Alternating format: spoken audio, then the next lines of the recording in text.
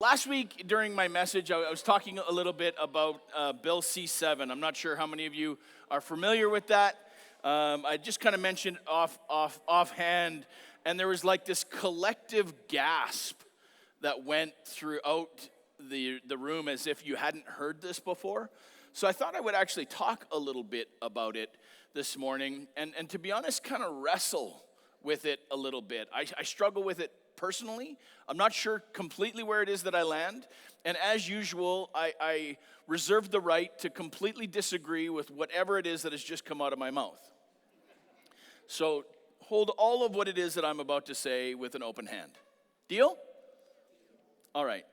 Bill C-7, which received royal assent here in Canada in March 2021, expanded the availability and access to medically assisted suicide by repealing this eligibility provision in it that actually required a person to have required that a person's natural death be reasonably foreseeable in the near future. Does that make sense? But they cut that portion out of it, and this led to an influx of participants in 2021. Lots of people signed up.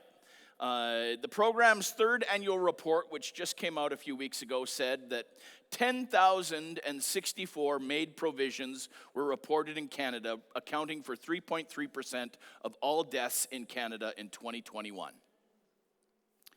Now, in March of 2023, Canada will become one of the few nations in the world allowing medical aid in dying, MAID, for people whose sole underlying condition is depression, bipolar, personality disorders, schizophrenia, PTSD, or any other mental affliction.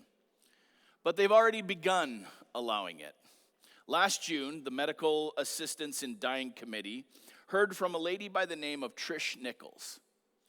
Trish's brother, who was suicidal and mentally ill,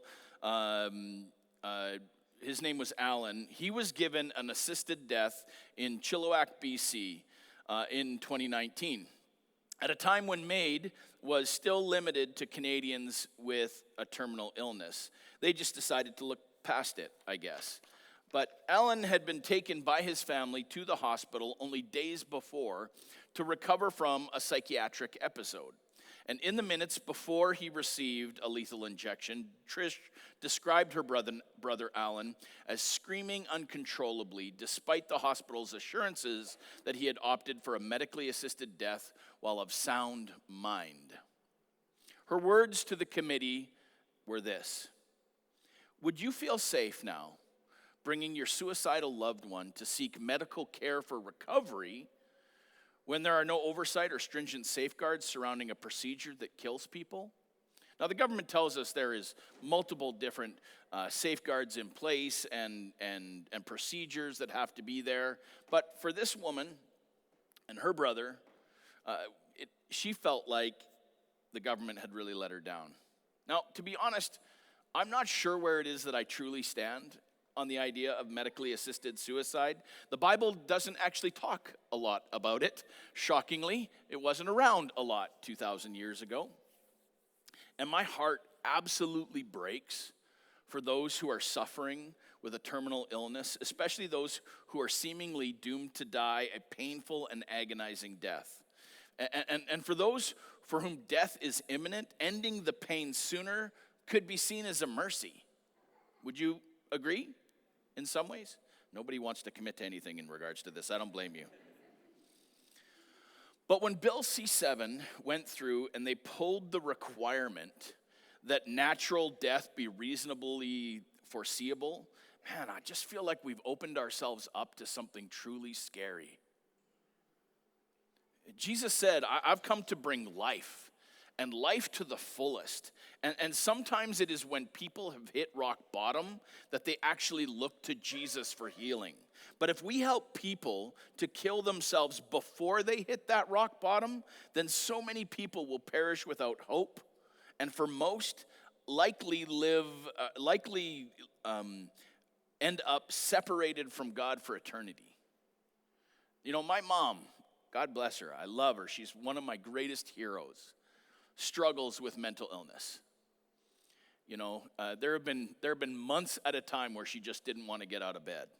She's valiantly battled against it for over 20 years. And when doctors prescribed her OxyContin for her back pain in the mid-90s, basically forcing her to become an addict to a medically prescribed drug, man, there must have been some times that she was so low.